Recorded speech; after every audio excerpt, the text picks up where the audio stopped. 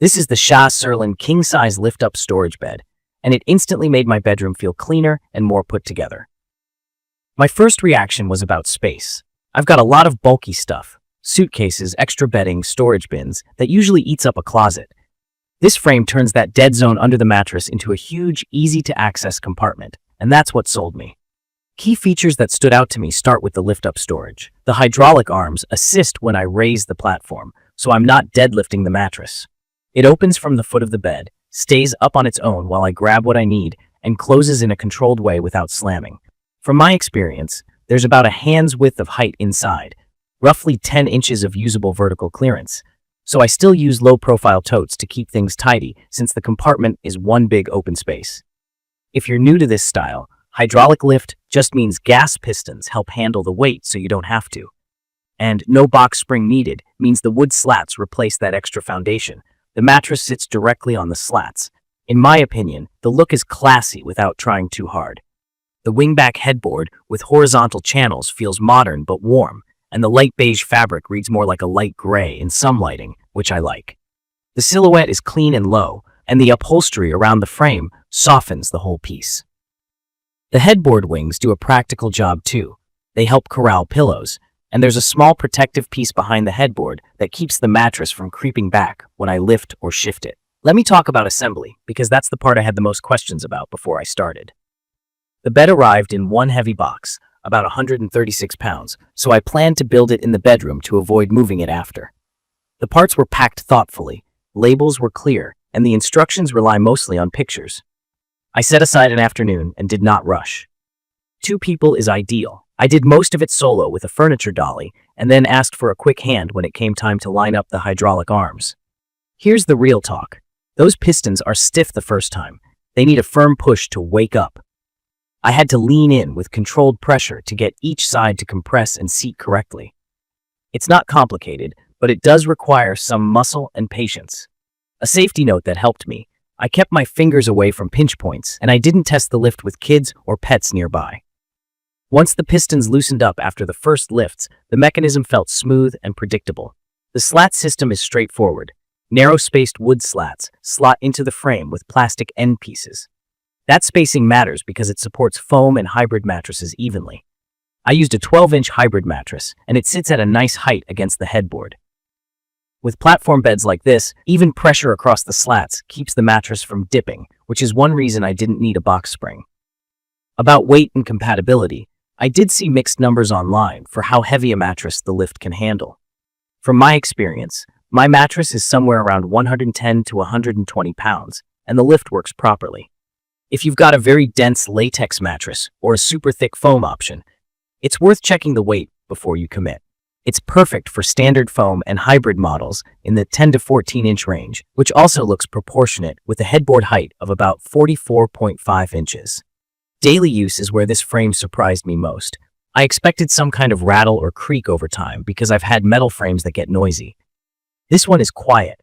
The center support feels well damped, and the way the slats are secured reduces movement. I also noticed the overall stability immediately. No wobble when I sit on the edge, no shifting when I turn at night. It's solid. Sleep quality also got a bump for me because the platform support is consistent. I haven't had any sagging spots or pressure points. The storage has been a bigger upgrade than I thought. I keep my carry-on suitcase, a full set of winter bedding, and a couple of fabric bins underneath, and there's still room. Because the space is one big compartment, I added labeled totes, so I'm not digging for small items. The lift handle is easy to grab at the foot, and I like that it stays open without me holding it. Build quality feels good in the hand. The steel frame components line up cleanly, and the upholstery has even stitching. The light beige fabric is soft without being fussy. I've been vacuuming it with an upholstery attachment every couple of weeks to keep dust off. I went around with an Allen key after 2 weeks and snugged the bolts once everything settled, which is a habit I keep with flat pack furniture. No issues since. I did have a few doubts before buying. I worried about the lift being too heavy. I worried about squeaks, and I worried the color would clash with my gray walls. None of those turned into real problems. The lift is fine once the pistons are primed, the frame is quiet, and the fabric plays nicely with cooler tones. The only time I hesitated was during assembly of the hydraulic arms. If you're not comfortable applying force to new parts, Have a second person steady the frame while you seat each piston. That made it feel controlled rather than awkward. The dimensions are exactly what I expected for a king, about 84 inches long by 79.7 inches wide, and the headboard tops out a little under 45 inches high. That height matters if you have low windows or wall art. It sits nicely below a standard sill in my room. The footprint is significant, so I measured twice to make sure there was room to walk around it and still open closet doors. For anyone new to platform beds, here's a simple breakdown of the common terms. Slats are the wood boards that run across the frame under your mattress. Closer spacing equals better support for foam and hybrid mattresses. A box spring is a separate base you don't need here, which saves height and money. Hydraulics are the gas pistons that assist the lift. They're stiff out of the box and loosen slightly after a few opens and closes. It's perfect for small bedrooms or anyone trying to declutter without adding extra furniture.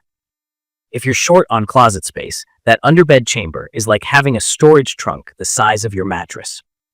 I'd recommend this for people who are comfortable with DIY assembly or at least willing to take the time to follow the diagrams carefully.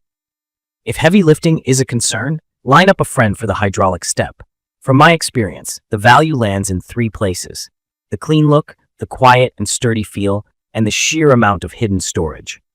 The Wingback headboard adds just enough character to make it feel upscale. The frame doesn't squeak or flex, and the storage is honestly the reason I chose this model over a standard platform.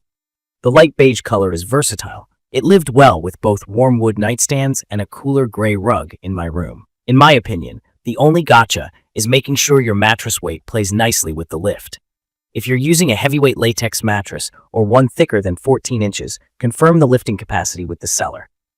Beyond that, assemble it where it will live.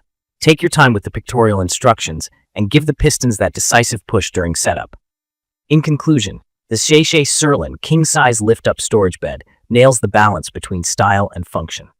It looks good, sleeps solid, stays quiet, and clears out a ton of clutter from sight. The assembly has a learning curve at the hydraulic step, but once it's built, it feels like a long-term piece. I don't miss a box spring, I don't miss bed frame squeaks, and I definitely don't miss the mess under the bed. If this video helped, please subscribe for more honest, no-nonsense reviews, and drop your questions or your own experience with storage beds in the comments. Thank you for watching.